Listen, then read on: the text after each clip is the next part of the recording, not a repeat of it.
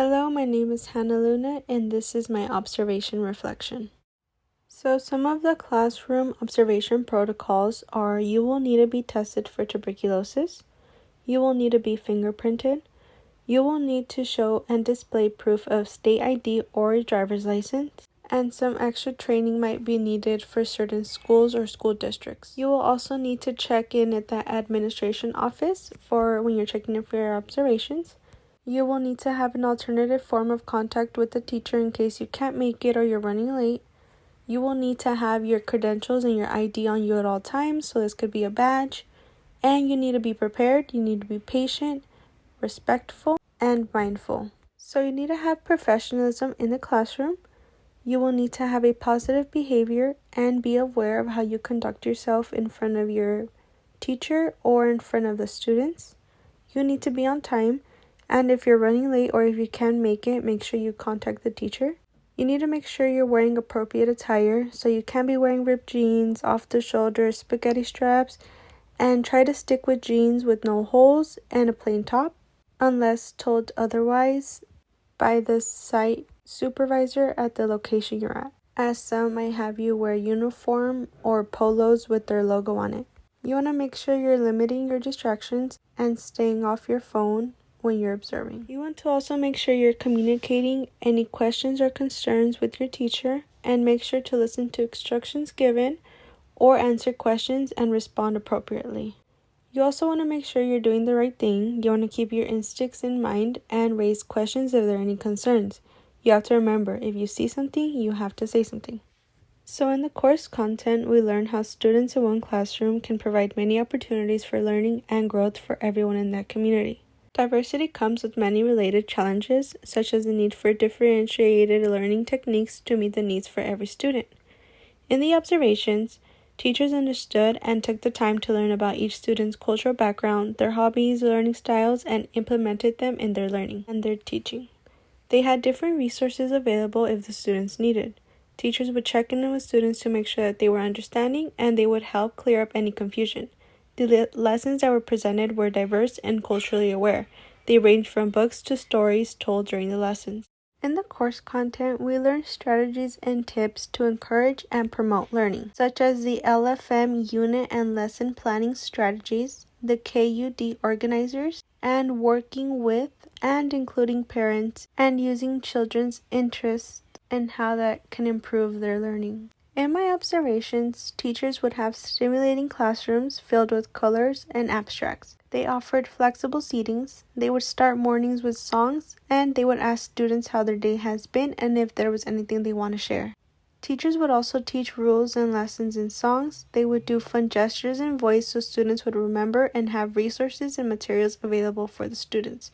Teachers would include games, tablets, movies, songs, computers, and they would relate the topic to the students to keep them engaged and prevent boredom. Students were also encouraged to collaborate, and in almost all the videos I observed, the students were working in groups. That way they were able to share their ideas, and they were able to use their critical thinking skills. Some students were even allowed the choice when it came to doing lessons and activities. Students could write or complete worksheets about a movie. They could do quizzes on a computer. They can do a hands-on activity, or they could collaborate and work in groups to do a presentation/project. For Common Core/content standards, we learned that students need to be confident in the skills that they are learning before they are able to move on to the next one. In the videos that I observed, the teachers in the video explained the importance to ask questions, as they would see students' understanding of the topic before, during, and after the lesson. They would be able to gain a clear understanding before moving on. Students would also be given review at the beginning of the class and be given an exit ticket at the end. The teachers stated that this would help them see where a student is at and help them one-on-one, or if it was a majority of the class that was struggling, they would review it or go through the lesson one more time. If students were struggling, teachers would give them resources such as worksheets, visual examples, go through the problems as a class, sing songs that were made specifically for the lesson. They would be giving magnetic tiles or sheets to help them when they were doing the lesson, and they would also be encouraged to collaborate. The teachers also stated that in doing this would prevent students from staying behind or struggling to understand. Effective classroom environments. In the course content, we see the physical settings, psychological settings, and instructional settings, which are very important. The physical setting considers the design of the classroom, meaning the space, the layout, furniture, learning materials, and everything and how it is arranged. It also ranges from the stimulation that the students can get, such as the color, brightness, and everything that is in the classroom. The psychological setting includes how a student feels in the classroom, so this would make sure that teachers are building a trust and creating a safe and welcome environment for all students. Students should be encouraged to participate, engage, and ask questions. They should not be afraid of making mistakes or receiving feedback. Instructional settings involve the diverse learning of the student. Teachers should know how to manage and keep a classroom organized, how to handle possible interruptions, and have educational resources. In the videos that I observed, the classrooms had a designated place for materials and resources as students were able to access them at any point.